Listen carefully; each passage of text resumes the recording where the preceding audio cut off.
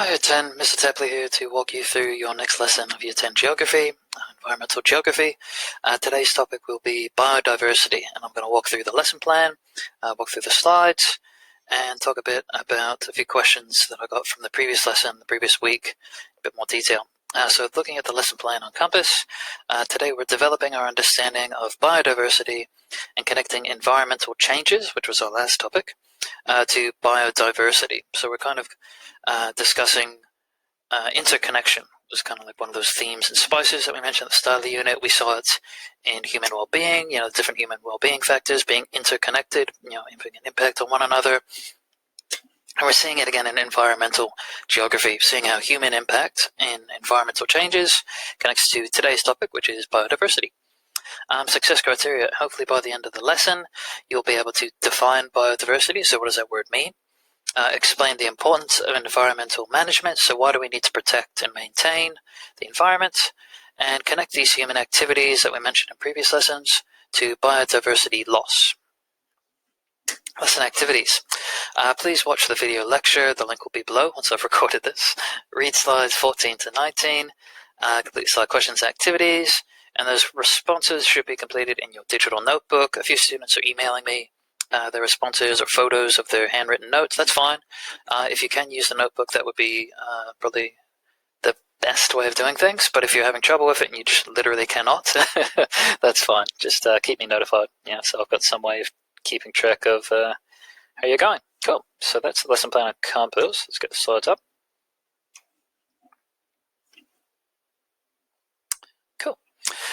So biodiversity. I've got a quick little video at the top there, 4 minutes long. Why is biodiversity important? Feel free to watch that. Just offers a bit more information in someone's non-American monotone sounding voice. Anyway, biodiversity is a measure of the number of species present in a particular ecosystem or region. So bio meaning life, and then diversity meaning difference. So basically it's however many different animals and plants you have in one region at a time. So if there are I'm looking at the oval and there is one type of bird on that oval and that's the only life that lives in that oval, no biodiversity. If I look out in the oval and for some reason there's a goddamn zoo out there, there's kangaroos and koalas and platypuses and Mr. Tapley, then that would be a very biodiverse region.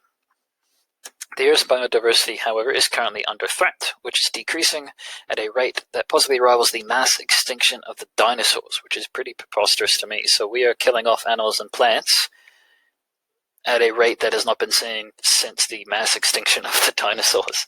The exact rate is difficult to determine, obviously. However, there is somewhere between a loss of 17,000 to 100,000 species per year, which is a pretty preposterous number when you think about it. This biodiversity loss has serious consequences for the environment and human life, because again, everything's connected, interconnected, circle of life, etc. We depend on the environment for ecological services, food, resources, water, etc. And as biodiversity decreases, these services are eliminated. So as we lose the diversity of life in the environment, we lose out on the services, the things that those environmental species provide us with. The environment is connected, there's that word again. If we lose one animal or plant species, it will impact countless others in a chain reaction. Y'all have probably seen The Lion King. I was going to put a little clip in here about the circle of life or whatever. But basically, if one animal eats another animal, but that animal dies off, all of a sudden that animal dies off. The one that was eating it dies off as well because it's got no food. And then the animal that eats that animal dies off, and it's just this horrible chain reaction. So examine the different species below. How many do you believe are extinct? The names of the animals are listed in the slide notes below. Search for yourself. No spoilers. But yeah, it's people think of biodiversity of like, we lose, one different type of colored, stupid looking bird, whatever. It's not that. You're losing much more than one bird. It's this horrible, horrible chain reaction that's going to impact countless other animal species, plant species, and eventually it's going to come back and haunt the humans, which you are, hopefully. So what is causing biodiversity loss? A couple of things, but there's probably a big four that we'll be looking at. There is a fifth one. Climate change is not on this slide. I've done that deliberately. We'll be looking at climate change in a bit more detail later on in the unit. So climate change is a cause of biodiversity loss, obviously, and we've looked at it in the Before the Flood documentary very briefly, but we're not focusing on it today. So it is there. I haven't forgotten about it. But the big four that we're looking at today for causes of biodiversity loss are habitat destruction, overexploitation of resources, pollution, and invasive species. So what is habitat destruction? Habitat is an animal's home or a plant's home. So different animal plant species have evolved throughout history to adapt to their unique habitat. Animals evolving to adapt to hot climates. So the way that biology works, the way that evolution works is, animals or plants will be living in a certain part of the world. They'll be living in a unique environment, whether it's a desert or a rainforest or a tundra or whatever, and they will adapt, they will evolve over time to meet the needs of that climate, if that makes sense. So if there's not enough water there, they're going to develop abilities to survive in places without water. So basically they're very, very connected to their home, to their habitat. You take them out of that home, they will do poorly. Or if human activities destroy their habitat, those species will struggle to survive because they'll be forced into some other habitat that doesn't have the right temperature, it doesn't have enough rainfall, it doesn't have the right plants that they can eat to survive, and so they will die. So human activities, deforestation, knocking down swamps and wetlands where little frogs and fishies live, all of those things will destroy their habitat. The animals will either die off or they'll be forced to go somewhere else where they will probably die off. Over-exploitation of resources. So we can use the resources that the world provides us with. We can use natural resources to an extent.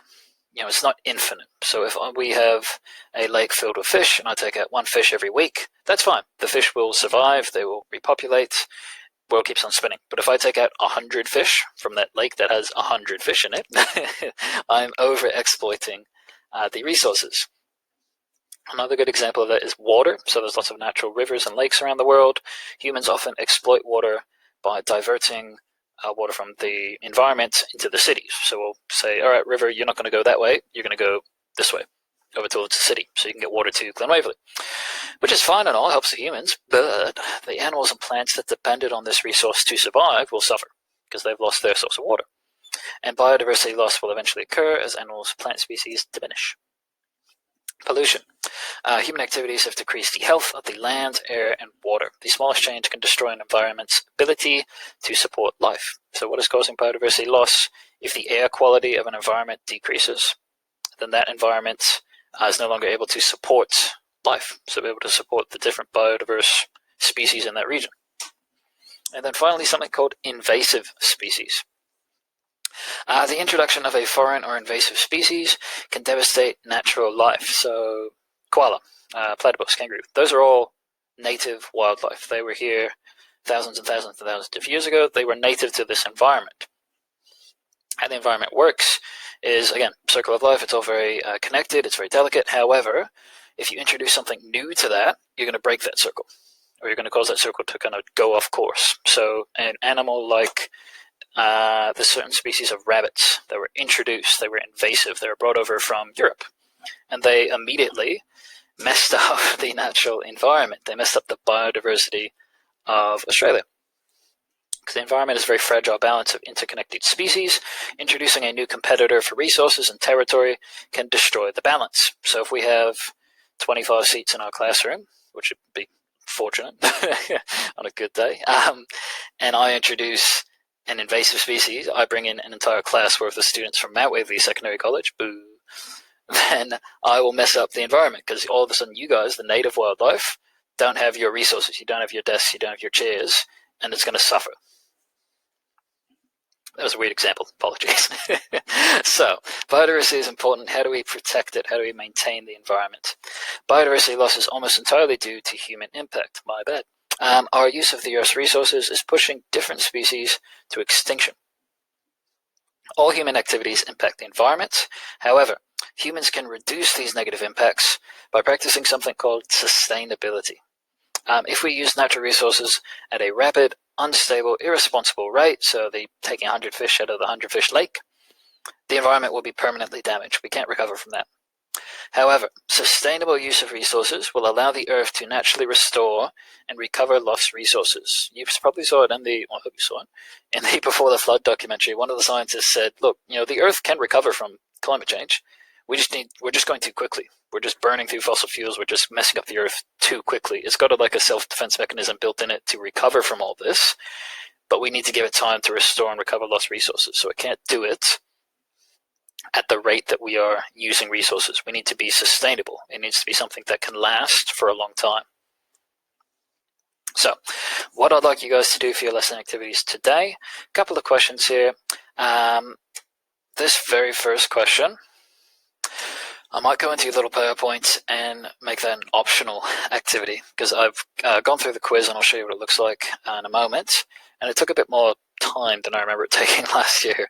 And I don't want to give you guys too much in one lesson, especially since you'll be spending 10 minutes watching this stupid video of my stupid face. So maybe leave that as an optional activity at the end. I'll explain it, but maybe leave that for the last activity just in case you run out of time. The main questions I would like you to complete in your digital notebook. Question 2 here. So define the terms biodiversity and sustainability. So 2 key words, 2 key terms, economic, geographical terms anyway. Number 3, explain the importance of biodiversity and dangers of biodiversity loss. And question 4, list a specific example of each of the main causes of biodiversity loss around the world. So the big 4 we looked at were habitat destruction, over-exploitation of resources, pollution, and invasive species. So I'd like 4 examples, 1, 2, 3, 4, 4 specific examples of each of those main causes of biodiversity loss. And what I mean by specific is don't just say, deforestation. Give me a specific region in the world where we are cutting down trees. Don't just say pollution. Give me, do a bit of research, give me some numbers on pollution somewhere in the world. What had the impact of that pollution? What is the cause of the pollution, etc., etc., etc. Give me a name of an invasive species that is present in Australia. And you can get that information from the textbook. Remember, I've uploaded chapter 1 to our class resources, and you can get that information from the interwebs if you want to do a bit of research. So those are the main 3 questions. This quiz here I've just included just because I thought it was a bit cool. So to evaluate whether you are living a sustainable life, use the link below to calculate and record your ecological footprint. So ecological footprint is your personal environmental impact. So the impact that you are personally having on the environment. Because depending on how you are living your life, whether you're doing sustainable practices, you have a different impact than someone else.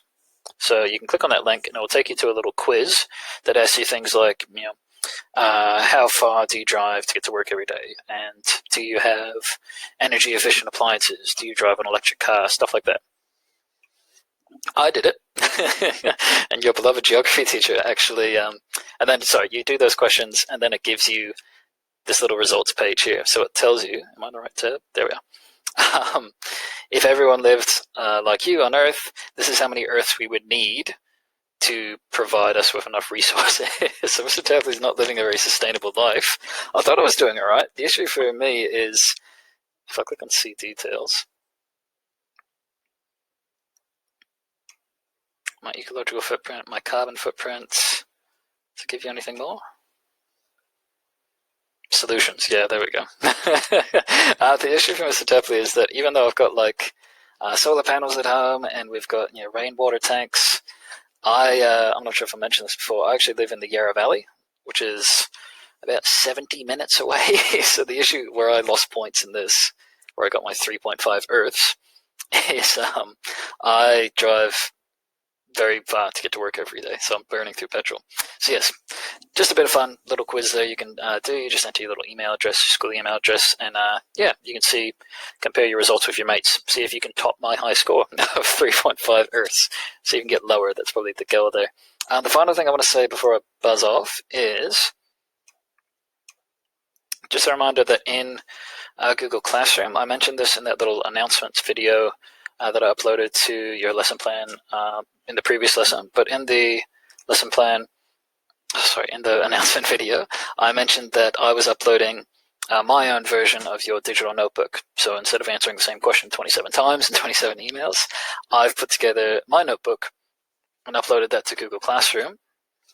So at the end of the week or at the start of the next week, I'll upload these, and these are going to be answers to the questions we've been completing in class. So even after watching the video, reading the textbook, completing the questions, asking me questions, getting comments on your Google Classroom Digital Notebook. Even if you're still confused then, you can look at these answers to kind of review your answers, edit it, adjust it, whatever you need to do. So you can see that's what we did in Lesson 1, and I put in my own answers there. Lesson 2 and 3. And yeah, I'm not going to put it up on the day of, because then you can just copy me answers. But yeah, if you have any questions about this lesson plan here, guys, please let me know. I'll make sure that I put in the video link there. The only other thing I do want to say is please, and again, this is the most counterproductive thing because I can't say it anyway, please watch the video links that I'm putting into Compass Lesson Plan. Don't just read through the slides, and if you can tell your mates, don't just read through the slides or don't just read through the textbook questions, lesson plan. It really is important that you're watching these videos because I'll be giving little announcements and I'm explaining the content a bit more detailed than those 3-sentence slides. So it's important you watch those videos, otherwise I'll force you guys to Zoom every day, and that would be rough. And it's important that you watch the videos because as a YouTube celebrity, I can get into my YouTube analytics and see how many people are watching the videos and when you guys quit out of the videos. It's pretty cool, actually. So I'll see if a video has 3 views or 24 views. Anyway, so that's all I've got to say, guys. Good luck with everything. And yeah, any questions, please let me know. Cheers.